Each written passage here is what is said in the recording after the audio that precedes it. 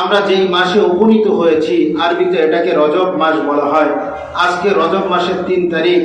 আল্লাহর নবী সাল্লাল্লাহু আলাইহি ওয়াসাল্লাম বলেন, যে সময় রজব মাস দাখিল হয়, তোমাদের মাঝে এসে যায়, সে সময় তোমরা এই রজব মাসে আমলকে বাড়িয়ে দাও, বিশেষ করে এই দোয়াটা পাঠ করতে থাকো। আল্লাহর নবী বলেন, ইদা দাখালা, যখন এসে যায় রজবা ফাকুলু, তখন তোমরা বলো, আল্লাহুম্মা বারিক লানা ফি রজব ওয়া শাবান ওয়া বাল্লিগনা রমাদান।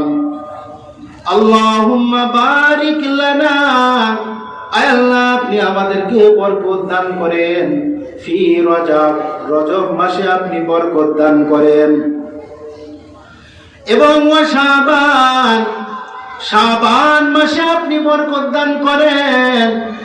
রজব এবং শাবান এই 2টা মাস মহান রব্বুল আলামিন দান করেছেন রমজান মাসের পূর্ব মুহূর্তে।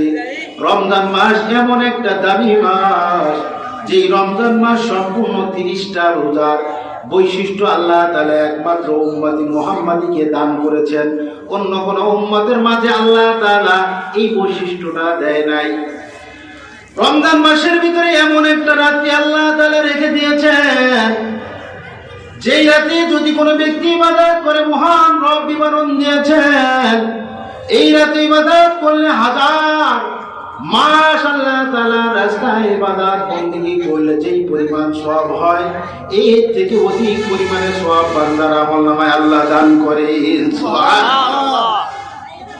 সম্মানিত উপস্থিতি, যে কথা বলতেছিলাম, এজন্যই আল্লাহর নবী, আরো একাধিক কারণ রয়েছে, আল্লাহর নবী এই দোয়াটা শিখিয়েছেন, আল্লাহুম্মা বারিক লানা ফি রজব ওয়া শাবান, আয় আল্লাহ আমাদেরকে শাবান আর রজব মাসে বরকত দান করেন, আর আমাদের হায়াতকে রমজান মাস পর্যন্ত দীর্ঘায়ু করেন। সকলে বলি আমিন, আমিন।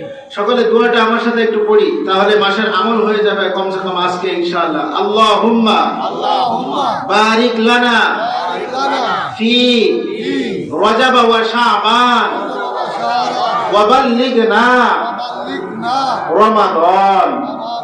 সকলে বলি আমিন, আমিন। আল্লাহ তাআলা মহান রব্বুল আলামিন এই শাবান মাসে আর রজব মাসে এমন ফজিলত দান করেছেন। এরও একটা বড় কারণ হলো, আল্লাহ তাআলা এই মাসকে রমজানের আগে আল্লাহ তাআলা সেট করে দিয়েছেন। রজব আর শাবান মাস হলো অনেক গুরুত্বপূর্ণ মাস। আল্লাহর নবী বলেন, এই রজব আর শাবান মাস হলো রমজান মাসের পূর্বে আল্লাহ তাআলা দিয়েছেন। রমজান মাসটা আল্লাহ তাআলার মাস, আর শাবান মাস হলো আল্লাহ রাসূলের। এমন ভাবে আল্লাহ রাসূল বলেছেন। আবার আল্লাহ তাআলা বলেন, ইন্না ইদ্দাতাশ শুহুরি ইনদাল্লাহ 12 শাহরান ফি কিতাবিল্লাহি ইয়াওমা খালাকাস সামাওয়াতি ওয়াল আরদ মিনহা আরবাআতুন হুরুম। আসমান আর জমিন যেই দিন আল্লাহ তাআলা সৃষ্টি করেছেন মহান রব, ওই দিন থেকেই আল্লাহ তাআলা মাস সমূহের গণনা 12টি নির্ধারণ করে দিয়েছেন।